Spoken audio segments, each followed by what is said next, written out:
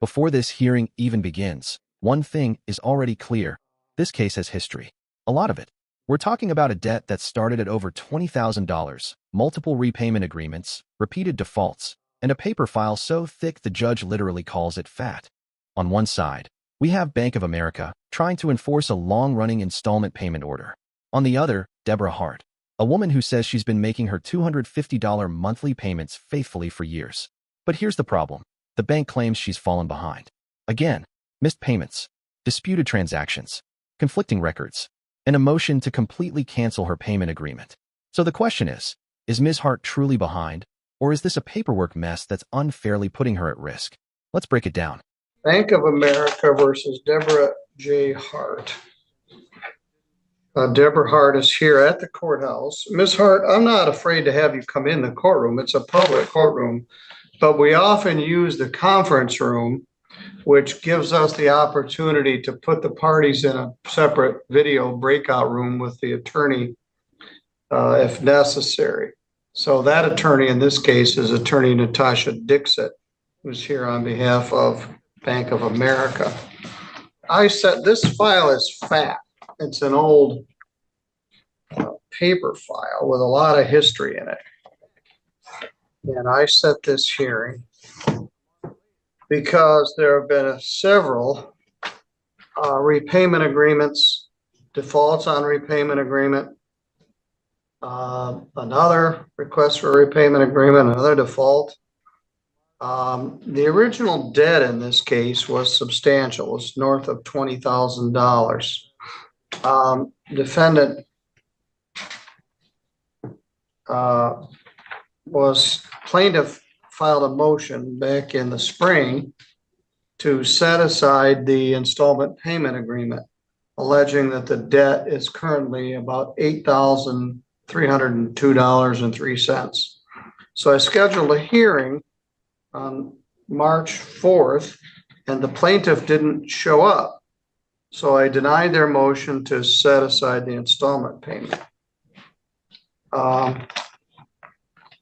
Then I got another one a month later. Defendant is behind by approximately 2 payments. But at this point, you can hear the frustration in the judge's voice here. This isn't a brand new dispute. It's a pattern. Over the years, there have been repayment agreements, defaults, new agreements, and more defaults. And every time the defendant gets behind, the bank files a motion to set aside the installment plan. What makes this situation even more complicated is that the plaintiff didn't even show up to a prior hearing. That matters. When a party files a motion and then fails to appear, the court can deny that request, which is exactly what happened here.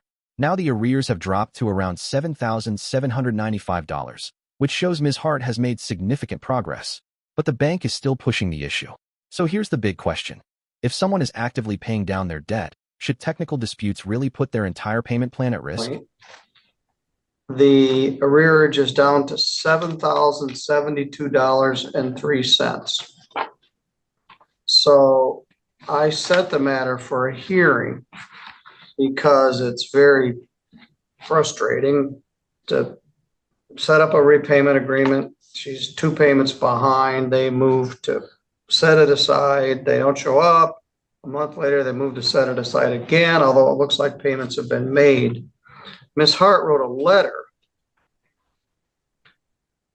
that we got on May 6th.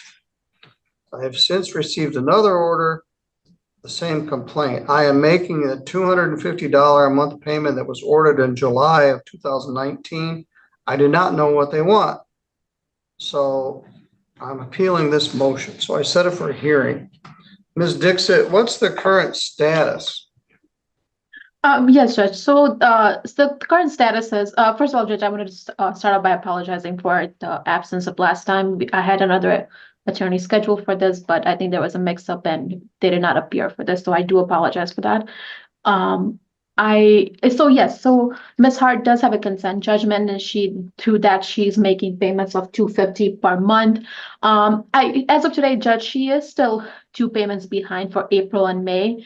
I did look at what happened. So basically, the reason she is behind because what happened was There was a payment she made in January of 2023, and it did not go through. And I didn't see any payments made for September and November of 2023. With that said, Judge, I do want to work with her.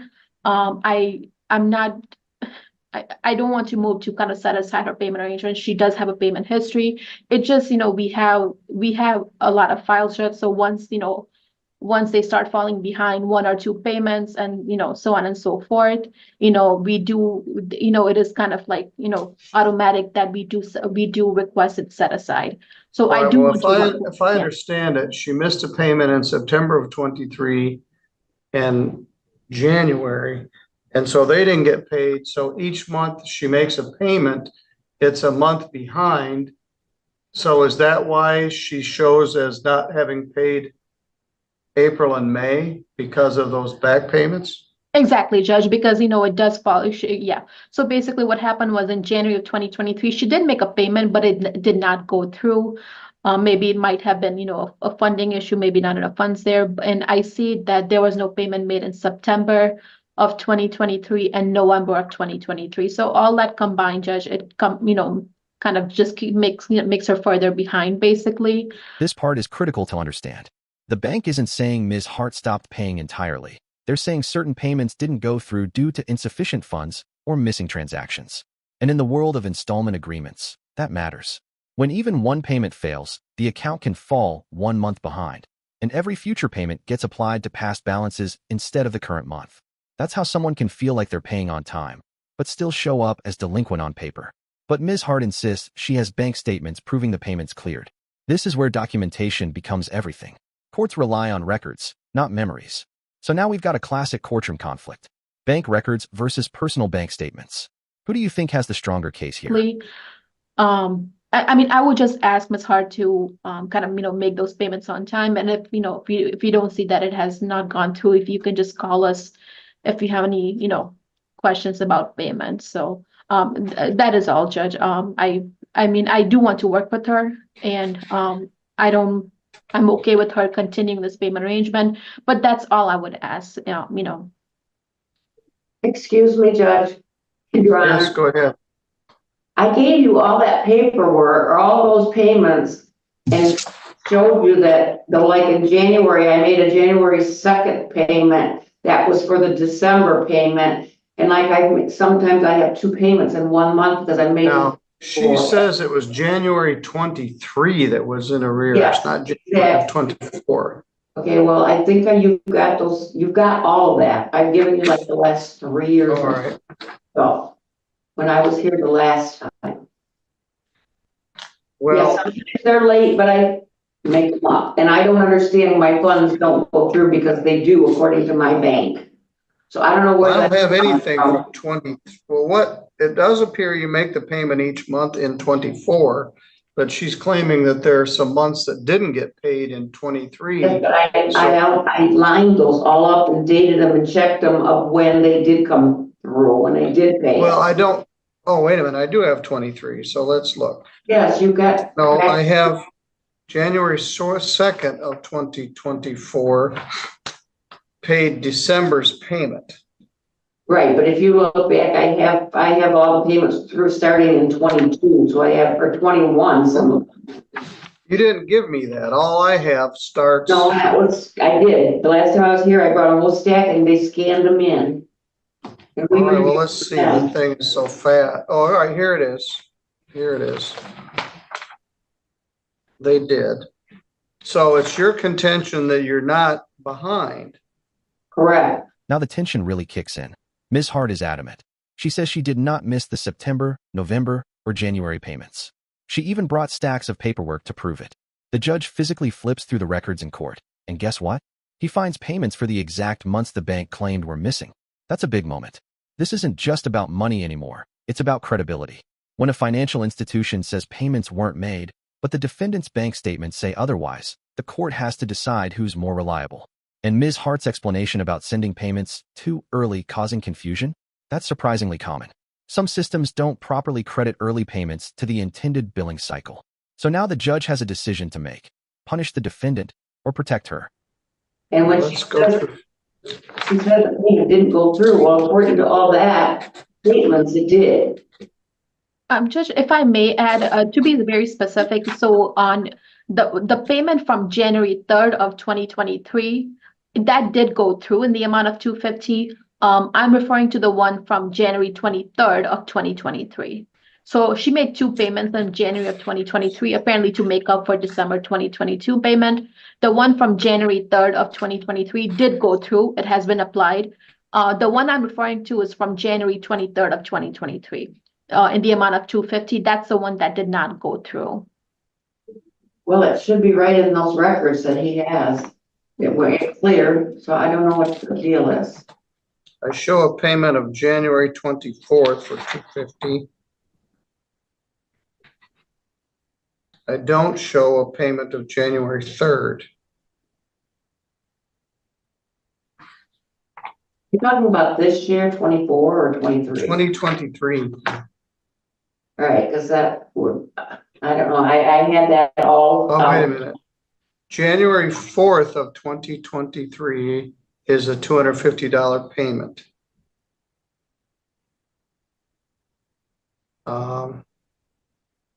Then I believe I paid another one January 26th or somewhere in there. I don't. January 24th. There is a January 4th. Yes, so the one was for Deduction. December, and then that was the catch up for January. All right. So there's a dispute as to missed payments. Let's see if this goes up to September and November. It will. We've got from 21. There's a September 15th check of $250.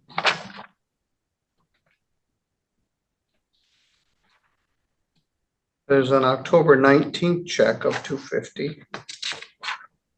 There's a November 14th check of $250. So according to your records, you didn't miss September or November or January. Correct. I am finding out though, sometimes if I send my payment too soon, that the next bill I get, it says that I missed this payment. So I don't know if someone's not paying attention, or so now I just send them close to the 21st if I can, because if I send them too early, they don't seem to register them. All right. And this is an automatic withdrawal, or did you send a physical check? No, I send a physical check, and those are all my bank statements that they went through. Bottom line is I am paying $250 a month. It appears so. All right. The order to set aside the installment payment order is denied. This is the turning point of the entire case. After reviewing the documents, the judge denies the bank's request to cancel the installment plan. That's huge. Why? Because the evidence shows Ms. Hart has been making consistent payments and significantly reduced her debt from over $21,000 to around $7,000. That doesn't happen by accident. The judge even acknowledges how long and difficult it is to pay off that kind of debt at $250 a month. This wasn't someone avoiding responsibility. This was someone grinding through it. The court's message is clear. Effort matters. Consistency matters.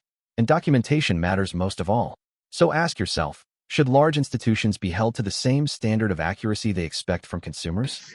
It appears the defendant is current. Ms. Dixit, I don't know if the staff they scanned all these in. We should have forwarded them to you. I don't know if you got them.